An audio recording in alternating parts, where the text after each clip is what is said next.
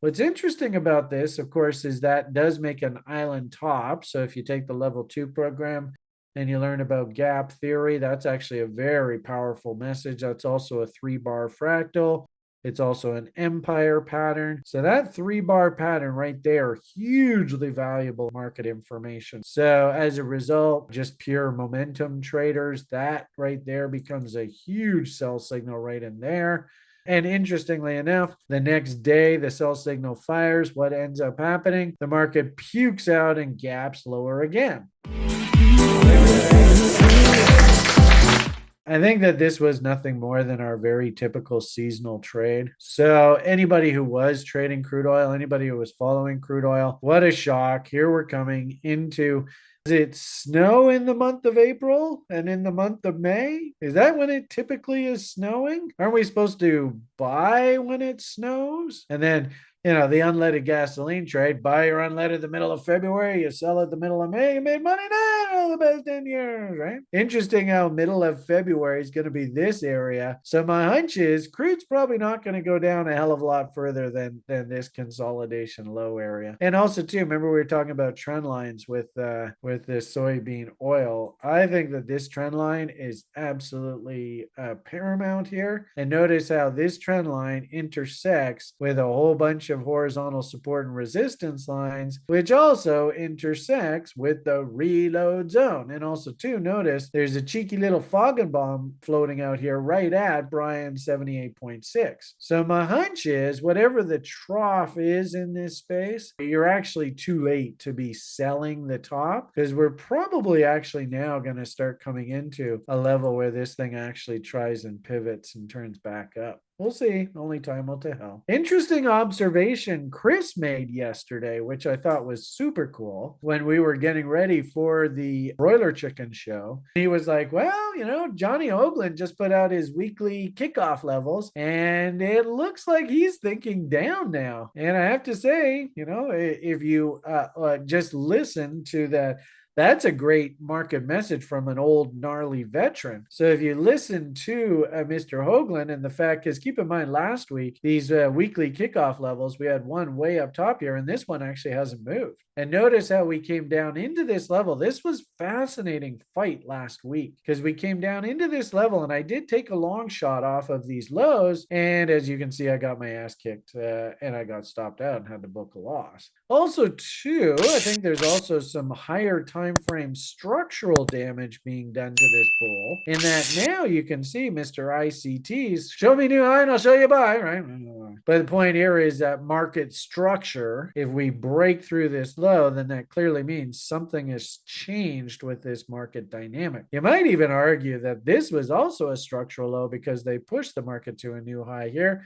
So when they broke that low and closed it before or below, beg your pardon, you could hunt that mountain man short idea, thinking ICT, right? And that was, not that one. That was, oh, come on, you did it again. Let's try one more time. Third time the charm. There we go.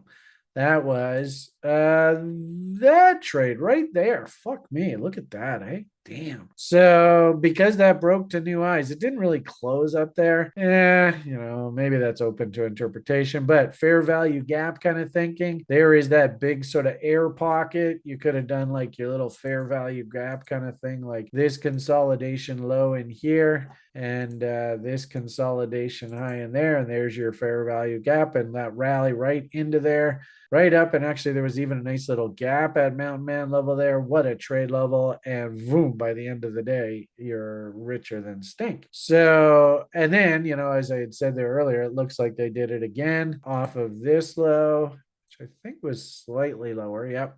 So following this candle, the market made a new low. There's mountain man, and lo and behold, there's your counter trend rally peak. Although I don't know, I can't comment because it's not my setup. It's this Mr. ICT guy stuff. But could you have justified coming in and shorting that 84.60 level? You would have looked like an absolute boss, although this thing rallied and it's exhausted itself at 84.46. So it couldn't quite get back to mountain.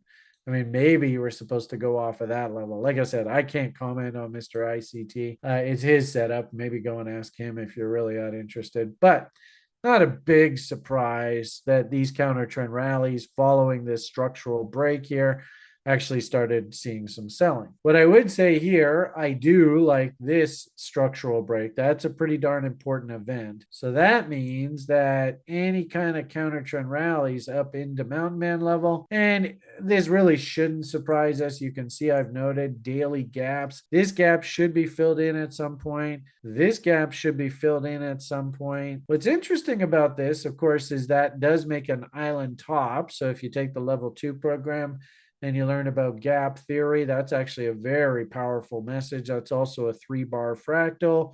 It's also an empire pattern. So that 3-bar pattern right there, hugely valuable market information right there. So as a result, just pure momentum traders, that right there becomes a huge sell signal right in there. And interestingly enough, the next day the sell signal fires. What ends up happening? The market pukes out and gaps lower again. This is an interesting one because I think, believe it or not, I think you can actually call this a breakaway gap. I don't think I can call that a breakaway gap because the whole definition of breakaway gap is price gaps and then breaks away from the previous range. So you could argue down, up, down, up. This is a trading range, and the market gaps through the lows and doesn't look back. So I do kind of like that as a breakaway gap. But what that implies is that at some point down here, there should be a measuring gap. That's like down here somewhere. Who knows where it'll come in? We don't have it yet, so we can't even really have this conversation yet. We might find that maybe the market works its way back up and then we get, market structure and then the breakaway gap comes in over here somewhere. Doesn't really matter. Point is that if this is gap theory, then I think we should be thinking breakaway gap measuring gap now somewhere down here. And maybe, I am hearing that I think it's in Cairo or something, but the Jews and the Hamases and stuff are actually sitting down and threatening ceasefires. So the irony of it all is I think that this crude market could easily gap lower on some sort of talk of ceasefire. If that happens, and really it's just a big if, we have no idea. And I'm assuming that it happens here. I don't know. We'll see. Pure conjecture. Point is if we do get a measuring gap, then we can actually start coming up with downside objectives. And, we teach this is called gap theory. We teach this in the level 2 program. Incredibly valuable. And if a scenario like this does play out, notice, well, as you can clearly see, there is unfinished business. There's actually 2 gaps. Gap. So there is a lot of unfinished business down at this 88.6 level. And as you can see, what a surprise, there's Mr. Hoagland waiting, licking his chops. Jesus, that guy is always so damn smart.